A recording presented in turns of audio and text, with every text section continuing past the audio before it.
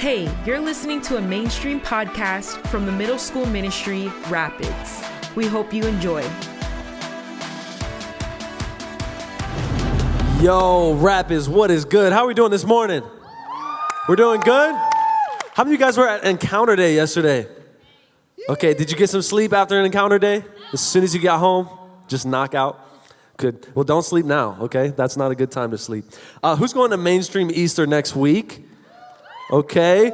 Next Sunday and next Wednesday. Okay, Sunday is the day that you come. Wednesday is the day you invite everybody else. You can invite people on Sunday too, but Wednesday we're packing the place out too. It's going to be amazing. You don't want to miss out. It's next Sunday night. It's going to be Rapids, Xstream, The Voice. Everybody's going to be there. So you're probably wondering why we've got this set up this morning. We're going to do things a little bit differently. We're in a new series called The Gifted. Something's coming up in a couple of weeks, fine arts. Who's doing fine arts? Okay, make some noise if you're doing fine arts. Don't be quiet. So we just had a fine arts performance too. Jordan, where's Jordan at? Jordan killed it. Like, can we just give him a round of applause again? That was insane. And there's many more people who are doing categories like Jordan for fine arts, using their gifts. And so we wanted to talk about our gifts and how we can use them for God, how we can discover, develop, and deploy our gifts. And I found some very gifted people on this stage who want to just share a little bit about their gifts. So before we get into that, let's just have them, if you guys want to just say your name, say what you do for a living, and then one thing that's on your bucket list. Okay, yeah, so my name is Cody. I am the outreach pastor here at the church, so I got the best job in the world. I love it. A thing on my bucket list is this. I have found how many of you guys know what, like, Airbnb is? Yes, come on. It's like a house that you can rent, for those of you that don't know, on online. Anyways, so... Moving on. Yeah. Anyways, yeah, it's very safe. So anyways, I came across this like A-frame cabin, and it's in Washington. It's beautiful, and I've seen it for like 4 years. And yeah, I haven't went, but that's on my list. Nice. Yeah, we gotta go. Nice. It's beautiful. That's awesome. My name is Will, and I am the design lead here at Faith Assembly. And I'm going to change mine this time. Good. I would love to design spacesuits for NASA. Whoa. Like, that's always been in like the bucket list. The first one was that I would like to be in movies, but Those are both awesome. Yeah, I would like to be a part of that team. Spacesuits. Have you designed any mock-ups yet? I have, yes. When I went to college, I did my final like senior project on like spacesuits. Really cool. So it's pretty cool. My name is Sydney, and I'm one of the worship pastors at Southeastern University. It's in Lakeland, Florida. Has anyone heard of SEU? A couple of you. Wow, Some I'm of you guys have the SEU shirts from yes, from Fine Arts or those events. So yeah, I work at SEU. I'm one of the worship pastors, and then something on my bucket list, which since we're married, it's our bucket list. We are. I hope he agrees with this. It just showed up on my bucket list like a couple weeks ago, but I really want to eventually see Justin Bieber in concert. Front row.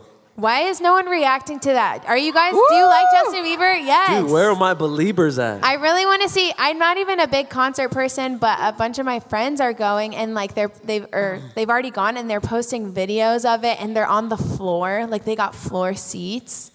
So yeah, that's on my bucket list. I don't think it's going to happen this year, though. Is it going to happen this year? If you guys give to the GoFundMe, he said, I'm gonna put the GoFundMe on the screens. We'll do a QR code. You guys can give to the fund. But is there something else in the bucket list? Something else on my bucket list? I want to go to the Super Bowl. Would anybody want to go to the Super Bowl with me? Okay, some people. Okay, I'll buy you tickets next year. Well, let's go.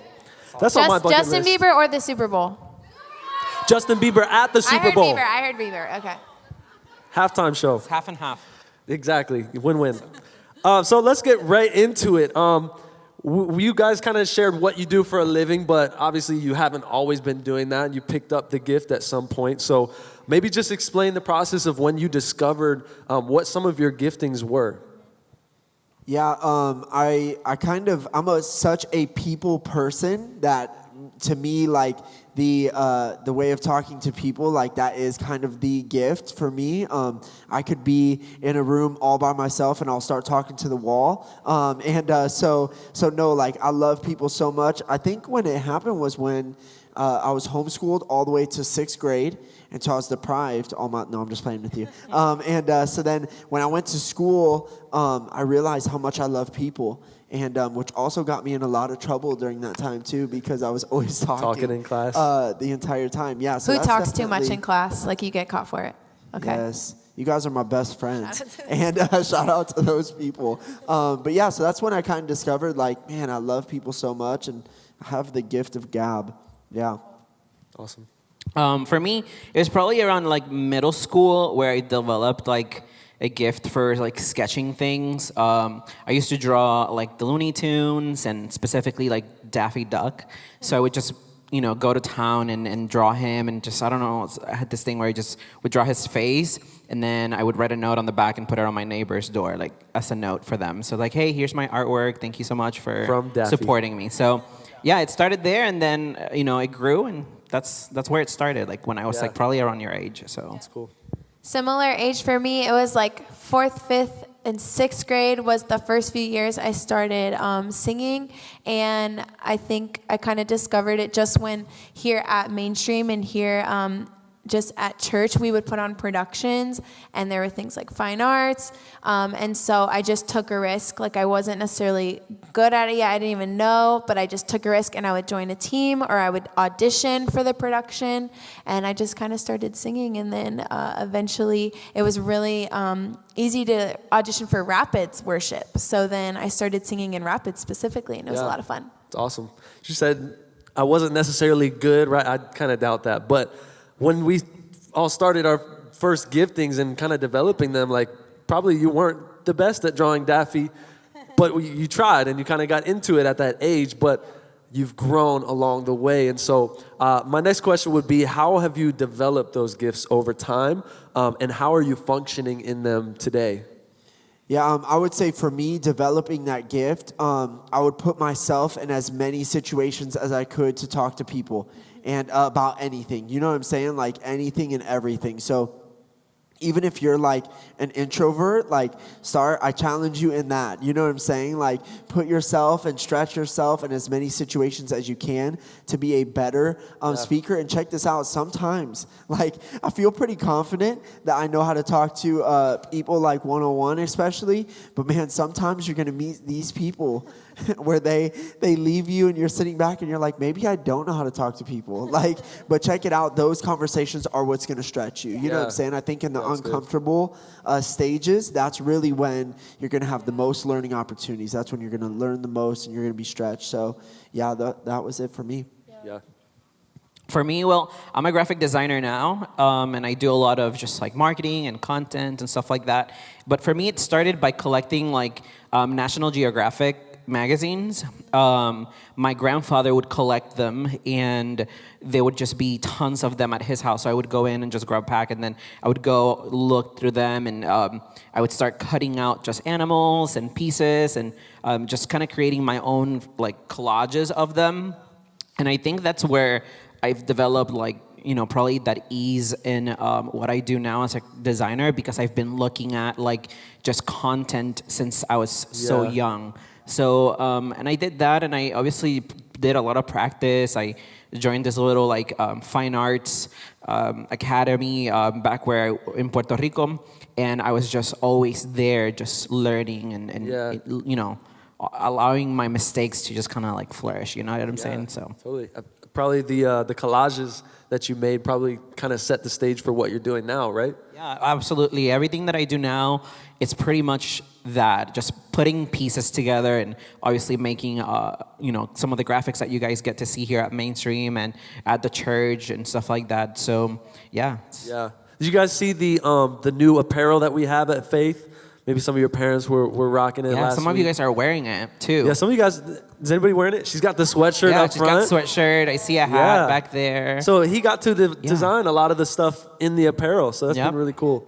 That was me. And when I was kind of starting to develop my gifts, as I said, joined the worship team here, and then I did fine arts, and then I just tried to be a part of as many teams and group things as possible. So I even started writing with people, like songwriting. It was a really scary thing to start doing because it's vulnerable, but the more I started doing it with people, it actually almost felt like I got to develop my gifts faster, because then I was learning from other people, I was getting better.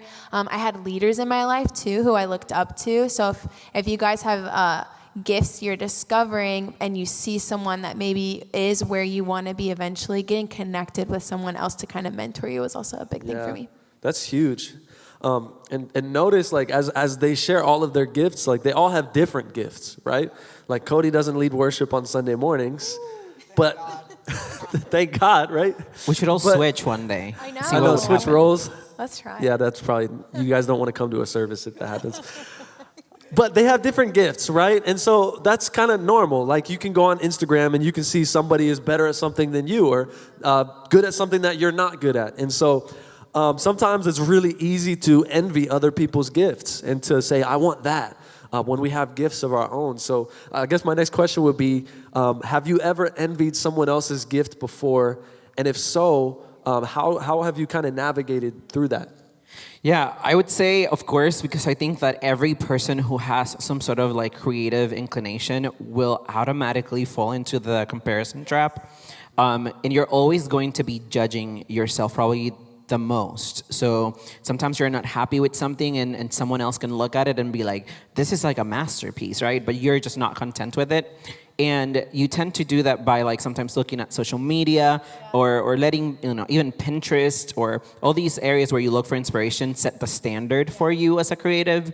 But when you kind of like just erase that and say, like, I'm just creating because this is my gift, or I've accepted this as my gift, even if it's like a rough sketch, you're still content with that sketch because you're not measuring it, So that and even you can get even envious of someone else's gifting in another area. Like, I may be doing graphics, but I'm envious of maybe sometimes when I work with Cody because he's really good at talking to people and I'm not. So we kind of have to learn how to stay in our lane and say, I'm good at creative, but I'm going to support as a creative in design. I'm going to support Cody in his mission of being influencing. Yeah, I think that's super important because, we can plan some amazing events here at church, but check this out. We don't need isolation. We need collaboration. Yeah. And so really what it is like all of the invite cards and all of the banners and all of the sweatshirts that you're wearing, the hats and everything is being designed by Will, given to me, and then we distribute it to get people to come to church. And so really what it is just a tool to make that happen. And so even without like Will, I don't know the result that we would get here to help me do that. So like, perfect example, I'm thinking about it even just now, right? So like, Will gives that card to me, I give it to somebody, they come to an outreach, then hopefully they come to a church service and then they hear Sydney in worship.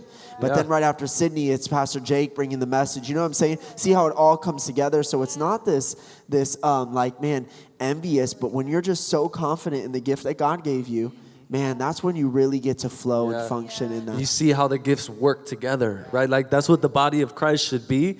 It shouldn't be people kind of singing their own. It should be people singing their own songs, like harmonies coming together for like one beautiful song. So that's really cool. Yeah, and I want to add to that. How many of you would say, I've compared myself to someone else, or like I've gotten caught being jealous of their gift? Yeah, so something I do that kind of helps with that, like the personal issue in our heart, is I like to celebrate other people. And what it actually does is the more you celebrate other people, the more it actually kills that comparison inside of you, because you start to be an encourager, you start to uplift people, and then those people walk away feeling better about themselves, and you walk away going, wow, I didn't give into that jealousy. Instead, I just poured myself out and I encouraged that person. So if you're ever feeling jealous of someone, it's a really big step, but I would challenge you to actually find something about them you appreciate and you love, and you just go tell them that. It's really good. Yeah. We've been talking a lot about giftings, and we got to hear a little bit about your giftings and how they work together, but there's another word that's really popular when we talk about gifting, it's calling. And I want to kind of hear your guys' thoughts because my opinion is that gifting and calling are not necessarily the same thing. Maybe they go hand in hand. But what would you say is, what would you say is the difference between gifting and calling? And then maybe just leave everyone in here with just one piece of advice. Maybe students who don't know what their giftings are or how to use their giftings. Yeah, for me, this really works for this because check this out, like speaking to people and influencing people is a gift. But man, I can influence somebody on the bad things in life, or I can influence people in the good things in life. And I think when God takes that spotlight and puts it on purpose, I think that's really when it changes from a gift to a calling. Like, it's like you actually will never fully be able to operate in that gift until you give it to God to use it for your calling. Yeah. You know what I'm saying? And so for me, that's like the biggest thing. That's really where it switches. And I would tell you, like, in this place, like, man, don't ever steer away from that. Like, and let's say you're sitting here and you're like, you know what, I don't even know what you're talking about, a calling or, whatever. Hey, check it out. Whatever area in your life, God's just going to use it, and just give it to him always first, because that's really when you win. Yeah. Totally. Yeah, for me, my calling is different from my gifting. My giftings, obviously, I think which I've realized that lately too. I've realized I have to stay in my lane. I am good at making things pretty, and I've accepted that's even my motto now in my business. Is like, I exist to make things pretty. I exist to make the tabernacle pretty. You know what I'm saying? Which is a very biblical thing. So when I accepted that, I was able to realize that it goes hand in hand with my calling of being a pastor. Yeah. So I may not be the pastor behind the pulpit, but I am the pastor behind the graphics, and I am the pastor behind the creative teams that make all the things that the pastors want to make happen. And when you accept that, then you start flourishing. You start realizing that you could, my sermons are my graphics and things like that. And one piece of advice I would give you guys would be to get together with the leaders that are sitting next to you. They are more prepared, or they are prepared to possibly just have different conversations with you that could lead you to maybe an exploration phase in your life, where you're like, maybe I'm going to try sketching. Maybe I'm going to try this. Yeah. When I started realizing I had more of a talent I could take to my career, it was through a friend who was sketching. She was designing some clothes. And I was in a senior class, not even in school. We were just talking in the dining hall, and she was sketching. And I was like, what are you doing? And she's like, hey, look, here, try it. And she gave me a rough sketch. And I was started sketching, and I realized I love doing this, and now that's my career. So you have to collaborate with your leaders so that they can help you realize that, because you don't know how much influence they may have in your future. That's good. And then on top of collaborating with your leaders, I would just always look inside at what you're passionate about. It could start there, honestly. Everyone has a passion. Everyone has something they might be a little bit obsessed with. Maybe you're super into movies. Maybe you're really into art. There could be something in your passion that God wants to use. And so if you can kind of ask yourself, what am I passionate about? Who are the leaders in my life that are kind of in that lane? And then at the end of the day, always welcome Jesus into it, because that's kind of where the calling comes into place, like Cody was saying. You don't want to live your life centered around all the gifts and talents you have, because you'll be very unfulfilled at the end of the day. You want to always look at your passions and your gifts, and then you want to go, okay, Jesus, how do you want to use this? How do you want me to pastor people with it? How do you want me to build the kingdom with it? Yeah. That's good.